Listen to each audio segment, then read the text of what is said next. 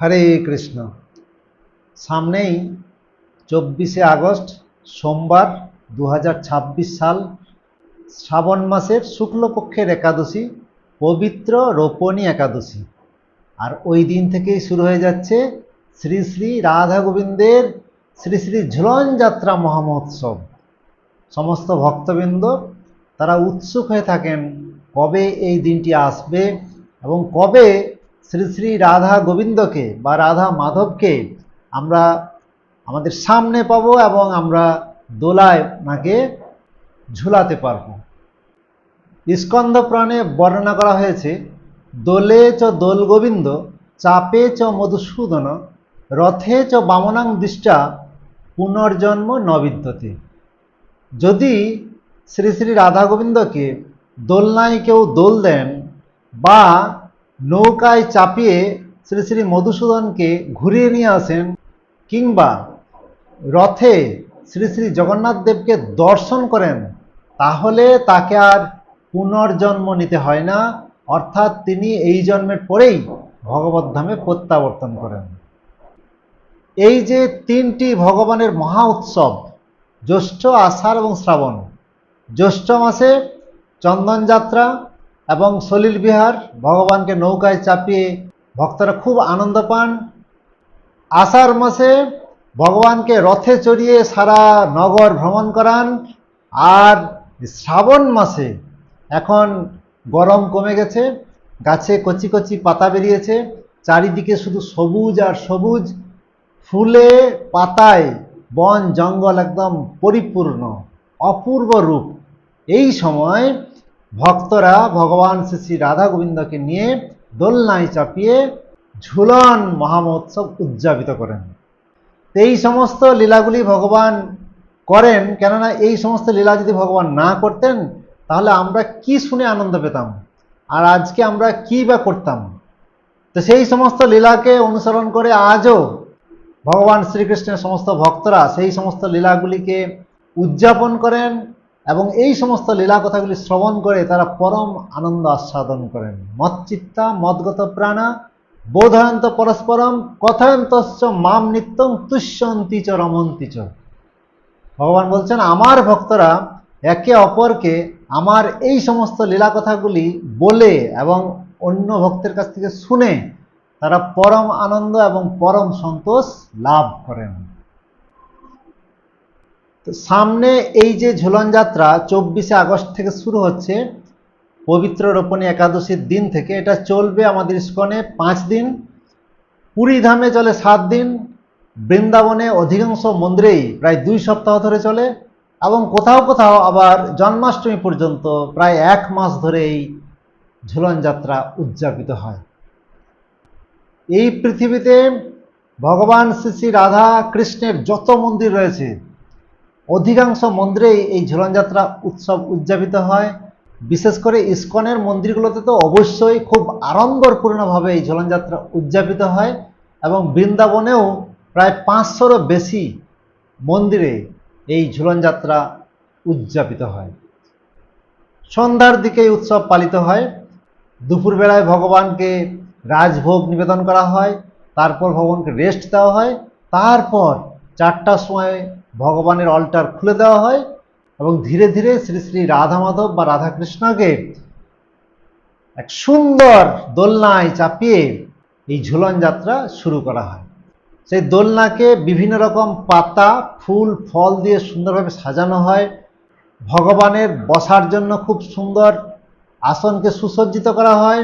ভগবানের সে দোলনাকে দোলানোর জন্য যে রশি, সেটাকেও ফুল দিয়ে সুন্দর সুন্দর রেশমি সুতো দিয়ে খুব সুন্দরভাবে সেটাকে ডেকোরেট করা হয়। এবং বছরের কোনো সময়ই সাধারণ ভক্তরা শ্রী শ্রী রাধাকৃষ্ণকে এত সামনে থেকে দর্শন করতে পারেন না, কিন্তু এই একটা সুযোগ রয়েছে। এই ঝুলন যাত্রার সময় সমস্ত ভক্তরা এসে তারা একদম সামনে থেকে ভগবানকে দর্শন করতে পারেন, ভগবানকে দোলাতে পারেন। তাই এই সময় ভক্তরা খুব উদ্গ্রীব হয়ে থাকে কখন সেই ঝুলন যাত্রা আসবে। এবং এই ঝুলন যাত্রার সময় বিভিন্ন ভক্তরা তারা ভগবানের জন্য বিভিন্ন রকম আইটেম তারা রান্না করেন এবং ভগবানের জন্য নিয়ে আসেন এবং ভগবানকে দোলনার মধ্যেই ভগবানকে পরিবেশন করেন এবং সমস্ত ভক্তরা লাইন দিয়ে সুসংবদ্ধভাবে সেই রশি তারা টানতে থাকেন। আর কিছু ভক্ত তারা কীর্তন করতে থাকেন, কিছু ভক্ত তারা নৃত্য করতে থাকেন। এইভাবে খুব আড়ম্বর সহকারে এই ঝুলন পূর্ণিমা উদযাপিত হয়। পবিত্র রোপণী একাদশীতে এই ঝুলন যাত্রা শুরু হয় এবং শ্রী শ্রী বলরামের আবির্ভাব তিথি বলরাম জয়ন্তীতে এই ঝুলন যাত্রা সমাপ্ত হয়, বিশেষ করে আমাদের ইস্কন মন্দিরগুলিতে। এই ঝুলন যাত্রার পেছনে কি রহস্য রয়েছে, এর কি ইতিহাস রয়েছে?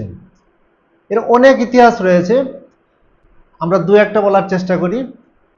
যখন ভগবান শ্রীকৃষ্ণ 11.5 বছর বয়সে বৃন্দাবন ভূমি ত্যাগ করে মথুরায় চলে গেলেন এবং তারপর মথুরা থেকে দ্বারকায় চলে গেলেন, এদিকে বৃন্দাবনবাসীরা কৃষ্ণকে ছাড়া যেন তাদের প্রাণ হারিয়ে ফেলেছেন, এইরকম অবস্থা।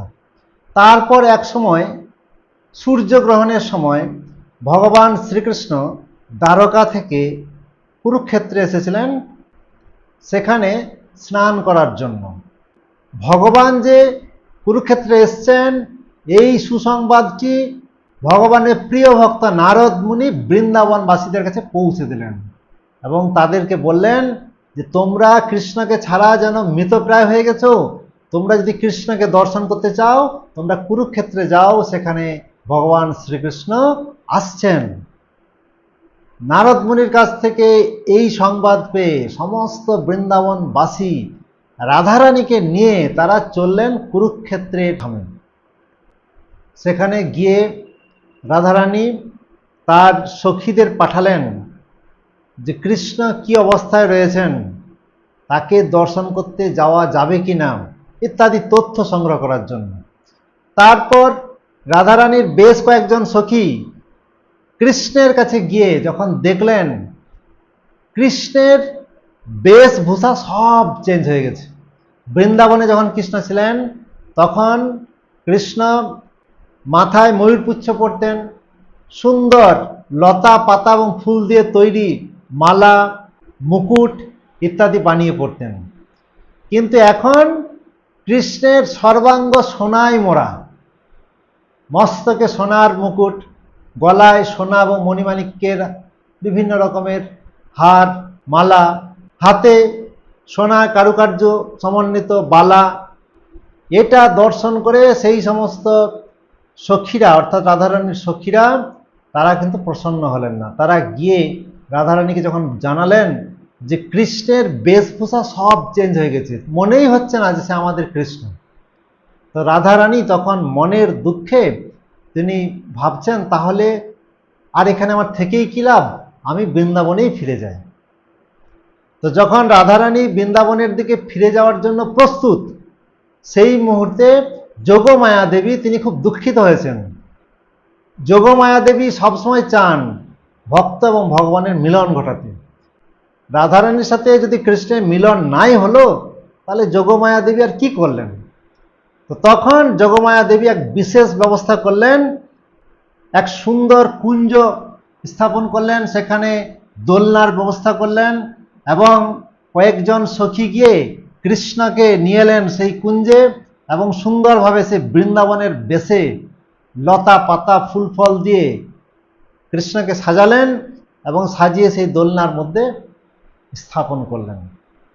তো এখন কৃষ্ণকে দেখে মনে হচ্ছে ঠিক যেন বৃন্দাবনের কৃষ্ণ। কৃষ্ণের বয়স যদিও অনেক বেশি এখন, কিন্তু তথাপিও ভগবান সদা সর্বদা নব যৌবনাঞ্চ, সব সময় যৌবন বয়সে থাকেন।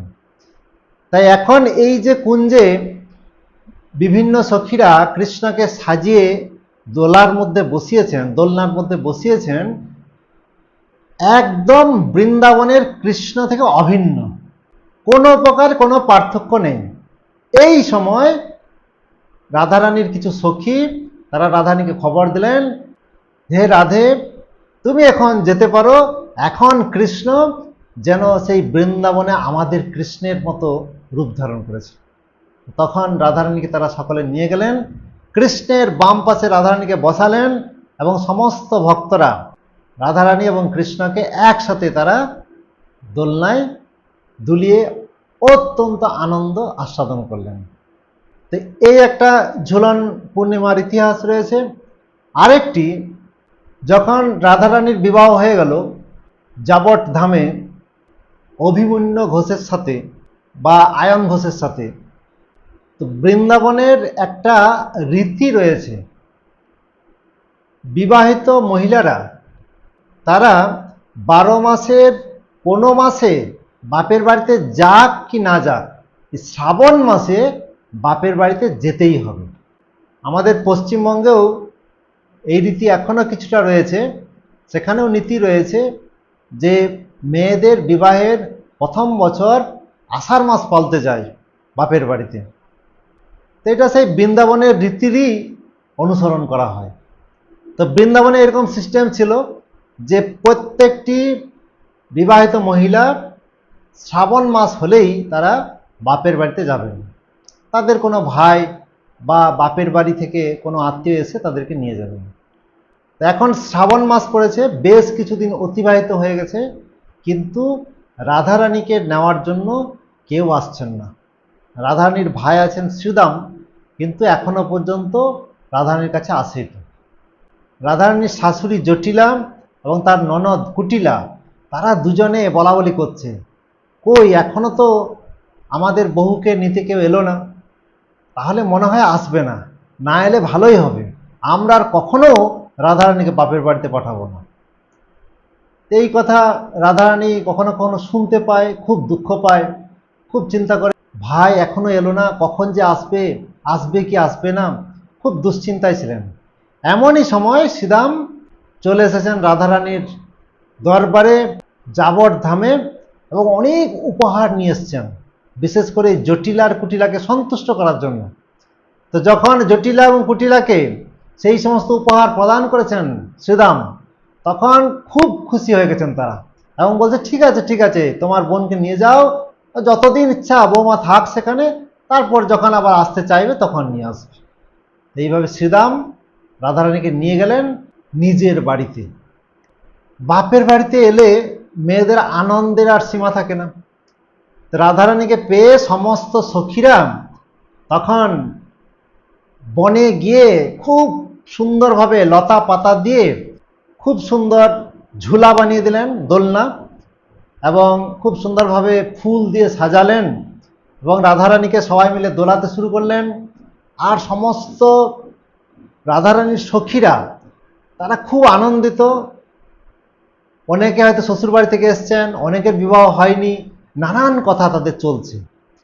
আর কৃষ্ণ যখন জানতে পেরেছেন যে রাধারানী শ্বশুরবাড়ি থেকে বাপের বাড়িতে এসেছে, কৃষ্ণ এখন রাধারানীকে দর্শন করার জন্য অত্যন্ত ব্যাকুল হয়ে গেছেন। তো ডাইরেক্ট তো সোজা চলে যেতে পারেন না, তাই কৃষ্ণ বিভিন্ন ছদ্মবেশ ধারণ করে এই রাধারানীর কাছাকাছি ঘুরে বেড়াচ্ছেন এবং এই রাধারানীর দোলনায় দোল দেওয়ার জন্যও তিনি চেষ্টা করছেন। আর যখনই কৃষ্ণ রাধারানীর কাছে এসেছেন, রাধারানী চিনতে পেরে গেছেন। তখন সমস্ত সখীরা মিলে, রাধারানীর সমস্ত বান্ধবীরা মিলে সে কৃষ্ণের সেই যে কৃত্রিম বেশভূষা সব টেনে টেনে ছিঁড়ে একাকার করে দিয়েছে, আর কৃষ্ণের আসল রূপ বেরিয়ে গেছে। কৃষ্ণকে পেয়ে সখীরা আরো আনন্দিত।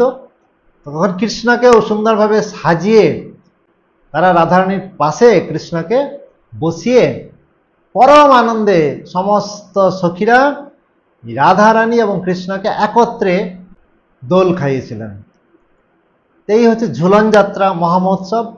তো সেই যে ভগবান যখন এসে এই সমস্ত লীলা বৃন্দাবন ধামে করেছিলেন, সেই সমস্ত লীলার অনুসরণ করে আজও কৃষ্ণ ভক্তরা তারা এই তিথিতে ভগবান শ্রীকৃষ্ণের এবং রাধারানীর ঝুলন যাত্রার মহামহোৎসব উদযাপন করেন। আমরা বিভিন্ন মন্দিরে এই উৎসব উদযাপন করছি। যাদের সামনে মন্দির নেই, আপনারা বাড়িতেও ছোট্ট ঝুলা বা দোলনা বানিয়ে আপনারাও রাধাকৃষ্ণকে দোলাতে পারেন। যদি বিগ্রহ না থাকে, আপনারা আলেখ্য দিয়ে, ছবি দিয়ে আপনারা দোলাতে পারেন, বা সামনে মন্দির থাকলে সে মন্দিরে আপনারা অবশ্যই যাবেন। আর এই ঝুলন যাত্রা মহামহোৎসবে খাওয়া দাওয়ার কোনো বিধিনিষেধ নেই। অন্যান্য উৎসব অনুষ্ঠানে আমাদের উপবাস থাকতে হয়, এই ঝুলন যাত্রায় কোনো উপবাস করতে হবে না। তবে আমাদের চেষ্টা করা উচিত এই কয়েকদিন একাদশী থেকে বলরাম জয়ন্তী পর্যন্ত প্রত্যেক দিন আমরা মঙ্গল আরতি করব, বেশি করে জপ করব, বেশি করে গ্রন্থ অধ্যয়ন করব, ভগবানের লীলা কথা বেশি করে শ্রবণ করব এবং বেশি করে ভগবানের সেবায় এঙ্গেজ হব এবং প্রত্যেক দিন বিকালবেলায় অবশ্যই শ্রী শ্রী রাধা মাধবকে বা রাধা কৃষ্ণকে দোলনায় বসিয়ে দোল খাও। তাহলে ভগবান অত্যন্ত প্রসন্ন হবেন।